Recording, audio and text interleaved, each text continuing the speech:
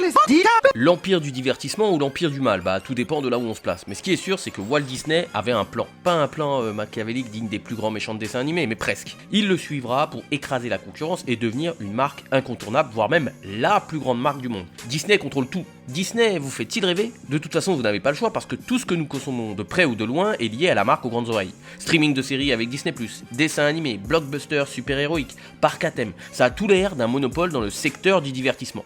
L'entreprise américaine arrive première au classement des entreprises les plus influentes du monde. Et pourtant, Disney est passé de précurseur à ringard. Puis, en appliquant une énorme politique de rachat, ils ont mis main basse sur toutes les franchises les plus lucratives. Bienvenue dans l'univers à succès, l'univers dramatique de la marque de Disney. Et ce que vous vous apprêtez à découvrir, personne n'en a parlé encore jusqu'ici. Vous êtes sur la chaîne du Disrupteur. Attachez vos ceintures. Yeah.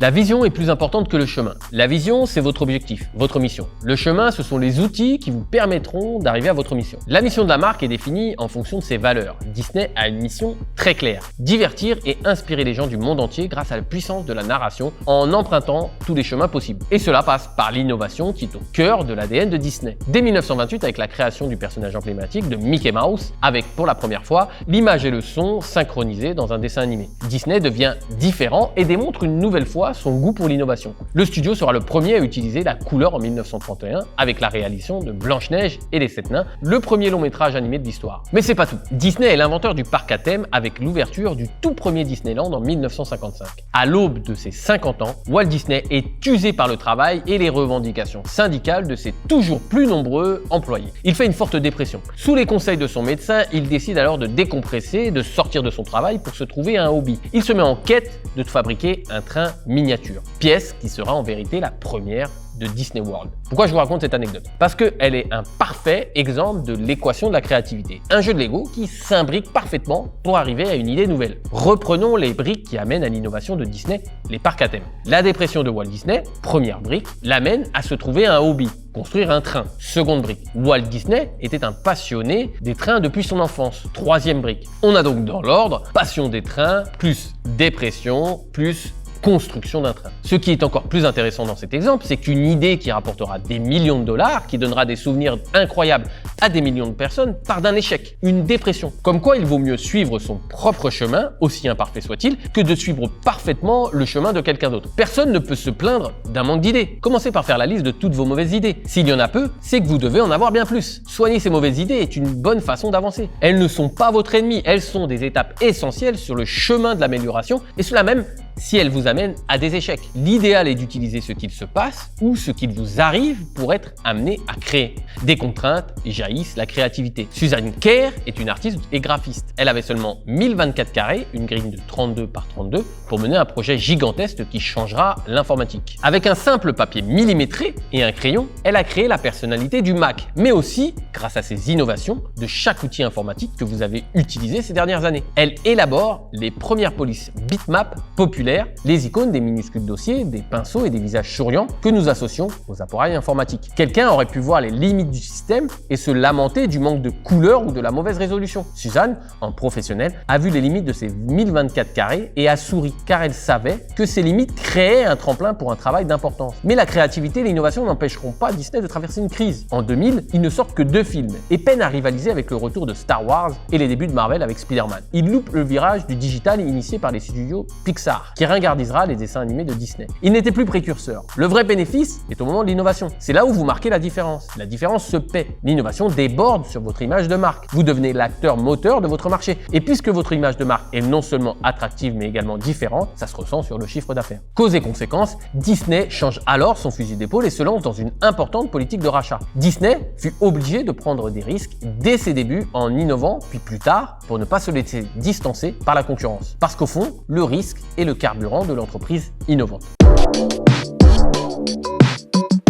Le studio Disney fut leader dans le dessin animé. Blanche-Neige, le tout premier d'une longue série, a malgré tout engendré plus de 2 millions de dollars de dettes. Un sacré coup de poker, mais à vrai dire, sans risque, le véhicule de l'entrepreneur innovant ne se déplace pas. Blanche-Neige rencontra un succès phénoménal qui permit de tout rembourser, notamment avec les produits dérivés. Des années plus tard, Disney n'avait plus rien d'innovant. De 1994 à 2010, plus aucun film du studio ne se classe numéro 1 du box-office. Pixar et DreamWorks, de nouveaux studios concurrents, proposent un nouveau type de dessin animé. Pixar sait parfaitement utiliser le storytelling pour proposer des œuvres, bien que toujours basées sur le même type de scénario, qui parle à tout le monde. Un produit universel qui utilise à merveille le storytelling. Cette structure fondamentale, c'est 7 étapes popularisées sur Internet sous le nom de Pitch Pixar. Étapes que vous pouvez parfaitement réutiliser dans le storytelling de votre marque. Il était une fois, chaque jour, mais un jour, à cause de ça, jusqu'à ce que finalement, et depuis ce jour, n'oublions pas que le storytelling est parfait pour sublimer les valeurs de la marque, mais qu'en aucun cas il ne doit mentir concernant l'histoire racontée. Je vois beaucoup trop de storytelling bateau et fantasmé dans le marketing de clones. En 2006, Disney, après d'âpres négociations avec Steve Jobs, qui est actionnaire majoritaire du studio, rachète Pixar, ce qui fait entrer Disney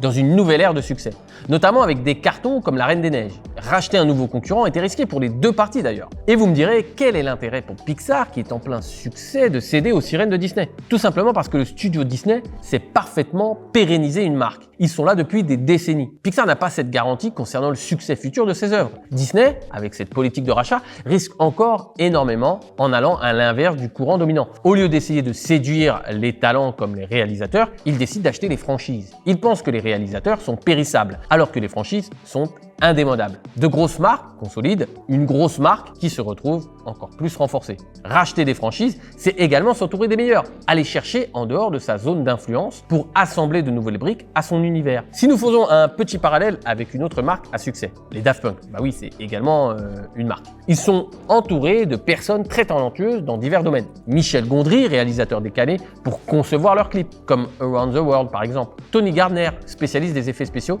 qui a créé leur casque. Leiji Matsumoto, dessinateur qui réalisa leur film animé Interstellar 5555. J'ai réalisé une étude de cas très complète sur le groupe Daft Punk, idéal si vous souhaitez être créatif pour votre image de marque. Le lien est comme d'hab en description sous cette vidéo. Depuis 2005, Disney a dépensé 85 milliards de dollars en rachat de franchises. En 2019, il dépasse la barre des 10 milliards de recettes au box-office, ce qui n'a jamais été le cas pour aucun studio hollywoodien. Les risques s'avèrent être gagnants s'ils sont mesurés. Surtout que nous n'avons pas encore évoqué une des armes de construction massive de Disney.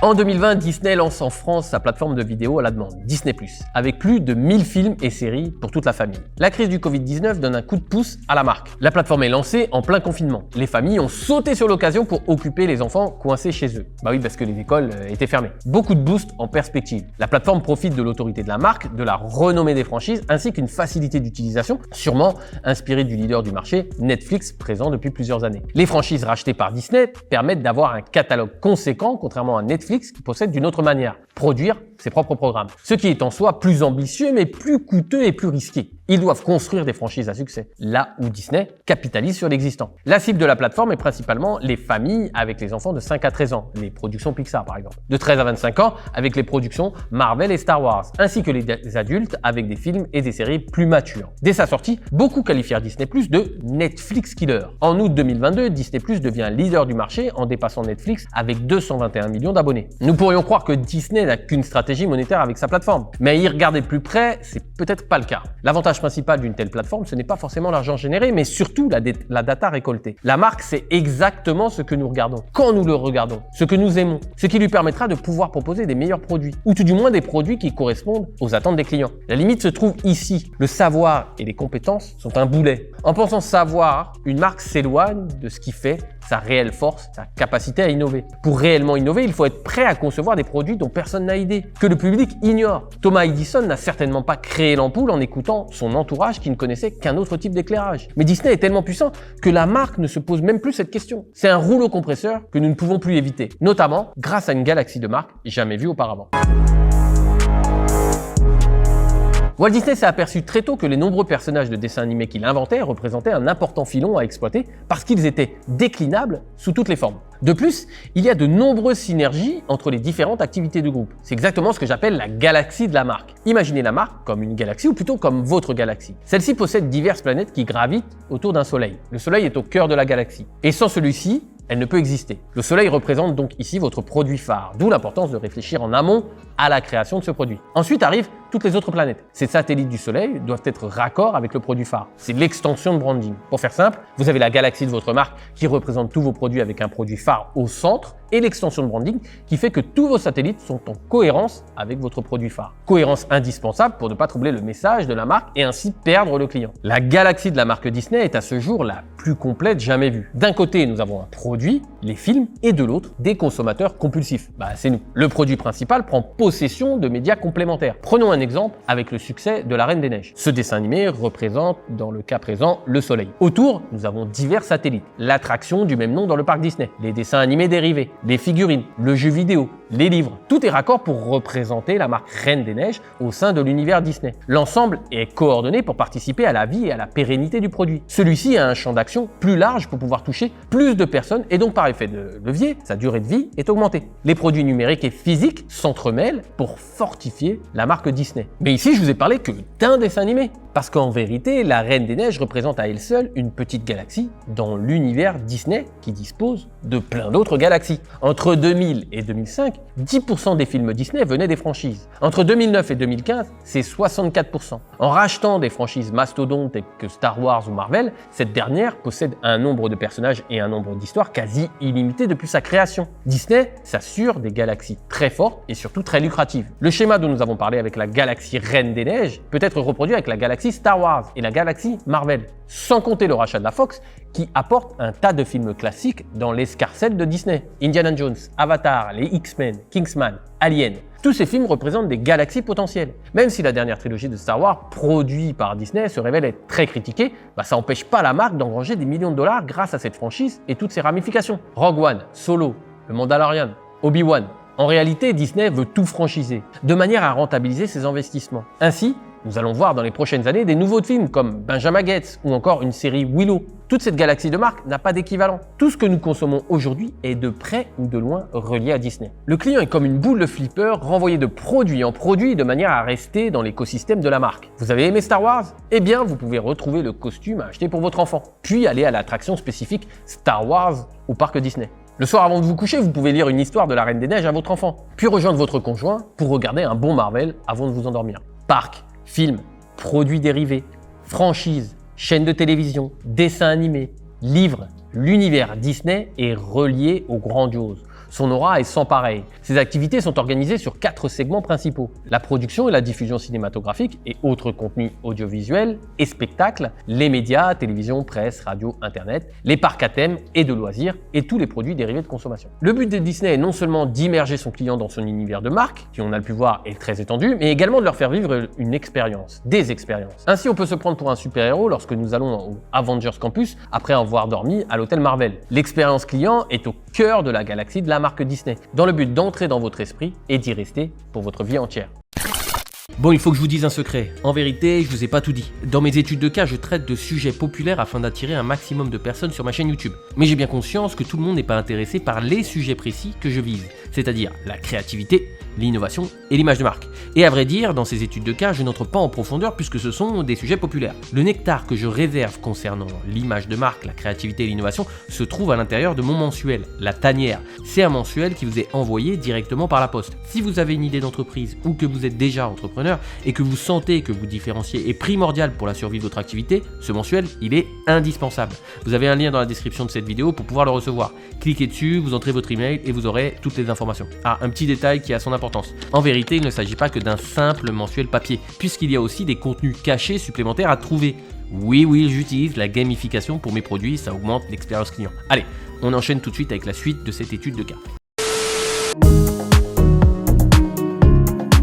On va faire une révision pour tous les nouveaux arrivants sur cette chaîne. Je vous parle souvent de la bataille des chiffres et de la bataille de l'esprit. Beaucoup d'entrepreneurs privilégient la bataille des chiffres. Le nombre de chiffres d'affaires, le taux de conversion, le nombre de nouveaux contacts. Mais en réalité, la bataille des chiffres ne peut être gagnée qu'en ayant remporté auparavant la bataille de l'esprit. Et celle-ci se gagne par l'image de marque. Comment faites-vous pour être toujours présent dans l'esprit de votre client? Voici la question à vous poser. Reprenons cette fameuse bataille avec l'étude de cas du jour. Disney. Tous les dessins animés produits par Walt Disney, Blanche-Neige, Cendrillon, Le Roi Lion, sont autant de classiques qui sont dans l'imaginaire collectif des enfants du monde entier. Ce sont des récits universels qui touchent tout le monde. Ainsi, il peut y avoir diverses grilles de lecture dans un dessin animé. Une version simple à comprendre pour les enfants et une manière un peu plus implicite pour les adultes. La politique de rachat de franchise, effectuée par Disney, Pixar en 2006, Marvel en 2009, Lucasfilm en 2012, la Fox en 2018, permet d'entrer encore plus dans l'esprit des clients du monde entier. Et bah oui, toutes les franchises sont classiques et il y a forcément des films qui vous ont marqué. Ainsi, les films de ces franchises, par exemple Alien ou encore Indiana Jones, ainsi que les dessins animés, se transmettent de génération en génération. Par exemple, je kiffe regarder Infinity War et Endgame, des films Marvel, avec mon fils de 6 ans. Bah lui, ça lui fait des souvenirs et peut-être qu'il regardera ce film avec son fils, tout comme moi, j'ai regardé Zorro avec mon père.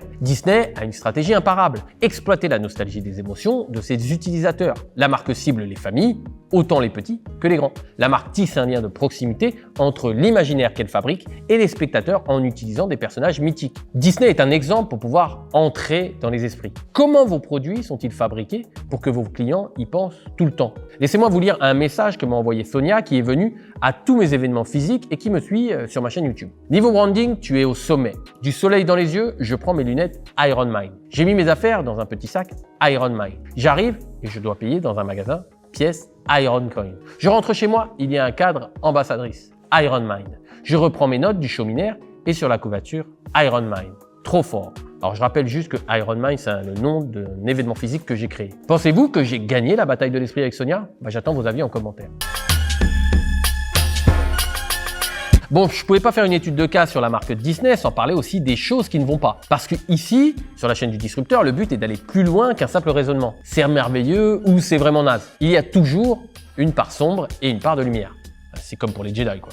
Comme nous l'avons vu dans un chapitre précédent, l'univers Disney est doté de dizaines de galaxies. Cet univers devient un monopole dans le marché du divertissement. Et qui dit monopole dit imposer sa vision. La sortie du blockbuster Black Panther 2 est prévue dans les mois qui arrivent. Bon, ça se trouve, le film sera déjà en salle au moment où sortira cette vidéo. J'ai toujours un décalage entre le moment où j'ai écrit, le moment où je tourne et le moment où les études de cas sortent. Disney ne souhaite pas respecter la chronologie des médias. Quand un film sort en France, Disney doit attendre 17 mois avant de pouvoir le mettre sur sa plateforme. Cette loi permet d'exploiter au mieux les films en salle et de d'abord privilégier les productions qui aident le cinéma français. Par exemple, pour Canal+, qui subventionne largement le cinéma français, ce délai n'est que de quelques mois. Pourquoi ça dérange Disney? Tout simplement parce que d'autres acteurs vont pouvoir profiter de la nouveauté et de l'attractivité de ce film, alors que Disney souhaiterait le mettre directement sur sa plateforme pour ainsi maximiser son chiffre d'affaires. C'est pas la première fois que Disney use de ce type de pratique. Quand le studio sortait ses dessins animés au cinéma, quelques mois après, nous pouvions retrouver en exclusivité ces films en VHS en édition limitée. Le but ici est de maîtriser les moindres aspects de leurs produits, qu'il n'y ait pas d'acteurs tiers qui puissent grappiller des euros sur leurs produits. Ce quasi-monopole permet d'influencer les salles de cinéma. Disney peut faire pression pour ne pas avoir d'autres films concurrents en face de ses productions, ou encore négocier son temps de présence à l'affiche, de manière à engranger un maximum de spectateurs. Disney souhaite également saturer le marché, multiplier les programmes pour que son offre sur Disney+ soit incontournable et que ses concurrents ne puissent pas suivre. La multiplication des produits amène des délais tendus. La majorité des produits fabriqués par Disney nécessitent des effets spéciaux. Et plus il y a de produits, plus il y a d'effets spéciaux à fournir. Ça nuit à la qualité. Par exemple, dans le dernier Thor Love and Thunder, on peut voir que certains effets spéciaux sont assez légers. Ou encore dans Black Panther, le combat final ressemble plus à une séquence de jeu vidéo qu'à un véritable film. Et je vous parle même pas de la série She-Hulk qui est tout simplement dégueulasse. Le principe d'un effet spécial au cinéma est de transformer la réalité sans que les spectateurs s'en aperçoivent. Ils doivent sublimer l'histoire et non en être un des éléments principaux. Les effets spéciaux ne sont pas là juste pour frimer, mais pour pousser plus loin les limites de l'imaginaire. Le volume éreintant des productions Marvel ne peut arriver qu'à une perte de qualité. D'ailleurs, c'est exactement la même chose avec le branding. Il ne doit pas être perceptible, mais doit améliorer la compréhension du produit. Pour le marketing, il doit améliorer la transformation du prospect en client. Faisons un parallèle avec l'automobile, on va changer de secteur. La majorité des clients choisissent une voiture selon son design, ses courbes, pas pour son moteur. Enfin, je parle pour la majorité des gens, pas pour les connaisseurs d'automobile. Le marketing, c'est le moteur de la voiture. Le branding, c'est l'extérieur du véhicule, sa ligne, son style. c'est courbe. Le marketing de clones produit de belles pages de vente, des pages ultra design, mais malheureusement avec des promesses bateaux parce que le branding n'est pas travaillé. Le volume amène des temps de pré-production et de production beaucoup plus courts pour un temps de post-production beaucoup plus long. Les studios spécialisés en effets spéciaux essaient de rattraper les erreurs de tournage. Et tout ça, ça amène à des aberrations, des films patchés. Cette méthode est copiée sur l'industrie du jeu vidéo. Il suffit d'abord de vendre le produit en version less is more, la version la plus simple possible, pour le changer après sa sortie. Si on reprend l'exemple du dernier Spider-Man, si vous alliez le voir au moment de sa sortie et que vous décidiez d'aller le revoir quelques semaines plus tard, c'était plus tout à fait le même film. Les effets spéciaux avaient été retravaillés parce que le film devait sortir à une date précise. Ce volume de production amène à travailler en flux tendu avec les sous-traitants. C'est une grosse pression pour sortir les films en temps et en heure. Et là encore, le monopole de Disney pèse de tout son poids. Le studio délègue ses effets spéciaux à des petits studios. S'ils ne respectent pas les délais, Disney leur retire leurs films. C'est alors un gros manque à gagner avec le poids que représente l'ensemble des productions Disney. D'autant plus que la marque tire les prix à la baisse en mettant tous ses prestataires en concurrence. L'univers étendu de Disney, c'est une excellente idée. Les films interagissent entre eux. C'est surtout le cas avec les films Star Wars et Marvel d'ailleurs. Tout est raccord, tout est cohérent. Mais avec autant d'années dans les pattes, cette cohérence est mise à rude épreuve. Elle engendre une complexité dans la réalisation. Pour écrire et réaliser un film, il faut tenir compte de toute la chronologie passée des anciens produits. Il ne s'agirait pas de trahir l'histoire qui a tant plu aux spectateurs. Et du côté des dessins animés, on assiste à un autre problème. Le rachat de Pixar a permis à Disney de remettre le pied à l'étrier. Mais qu'en est-il de Pixar? Aujourd'hui, toutes les productions de ce studio se retrouvent directement en sortie sur la plateforme Disney+. Comme si Disney avait choisi de mettre de côté ce studio. La marque a peut-être employé la même méthode que le Milan AC dans les années 1990. Ce club achetait les meilleurs joueurs pour faire en sorte qu'ils ne jouent pas contre le Milan. Ils préféraient mettre de grands joueurs sur leur banc plutôt que de se retrouver face à face avec eux. Disney choisit juste de presser le citron Pixar au maximum en exploitant les suites des films qui ont déjà fonctionné, de capitaliser sur leur nom. Bon, à vrai dire, tout ce que je viens de citer n'est peut-être pas le pire dans ce que fait Disney. Le pire, c'est... Afin de fournir toujours plus de nouveaux contenus à consommer pour les clients de la plateforme Disney+, Disney sature le marché de ses productions. Afin de rentabiliser des acquisitions coûteuses de franchises, Disney sature le marché du cinéma. Pour accélérer le processus de production, le studio standardise ses films. La marque a totalement maîtrisé et industrialisé la production des films et des séries. C'est toujours un peu le même scénario, avec toujours un peu les mêmes effets spéciaux. Martin Scorsese, un des plus grands réalisateurs de notre époque, dira même que les films Marvel ne sont pas de vrais films. Les spectateurs peuvent se fatiguer de trop de films, de trop de Star Wars, de trop de Marvel, d'un trop-plein général, une overdose de produits Disney. Cette multiplication de produits nécessite de trouver toujours plus de réalisateurs. Et en réalité, il n'existe pas beaucoup de très bons réalisateurs. Et même s'il en existait, ils seraient contraints de travailler sur plein de films à la fois. Il est impossible de mener de front autant de production tout en fournissant de la qualité. Comme nous l'avons vu auparavant, avec toutes les franchises acquises, Disney peut être toujours présent sur sa plateforme de VOD. Sauf que les franchises vieillissent et disparaissent. Retour vers le futur, Terminator, Robocop, ce sont des franchises à succès de l'époque qui aujourd'hui sont totalement méconnues par la nouvelle génération. Pour cet exemple, il n'y a que la saga Terminator qui continue, mais elle est bien loin de son heure de gloire. Malheureusement, dans l'industrie cinématographique, tout ce que fait Marvel est devenu la norme. L'industrie se calque dessus. C'est exactement ce que j'explique avec le schéma de l'innovation. Lorsqu'un acteur disruptif arrive sur un marché, celui-ci l'observe pour voir si son innovation fonctionne. C'est durant cette période d'observation que l'acteur disruptif fait d'ailleurs le maximum de profit, puisqu'il est le seul sur ce marché. Puis arrive le temps où les autres acteurs se mettent à niveau pour prendre leur part du gâteau. Le marché arrive alors à un second statu quo, dans l'attente qu'un nouvel acteur disruptif entre en jeu. Sur la chaîne YouTube, je travaille avec 2 partenaires. Ces partenaires m'aident à réaliser mes vidéos. Mais ce n'est pas n'importe quel partenaire. Ce sont des entreprises dans lesquelles j'ai investi. Bah oui, quand je vous parle sans arrêt de cohérence, alors moi-même, je me dois d'être cohérent dans les partenaires que j'ai choisis pour la chaîne YouTube. Le premier partenaire est le groupe Summit. C'est un groupe qui est spécialisé dans les investissements sur les crypto-monnaies. Pour faire clair et pour faire bref, ça fait plus de 2 ans que j'ai investi dans ce service et j'en suis très content puisque j'arrive à un rendement moyen de 4,4% par mois pour cette période avec un pic de rendement à 11,64%.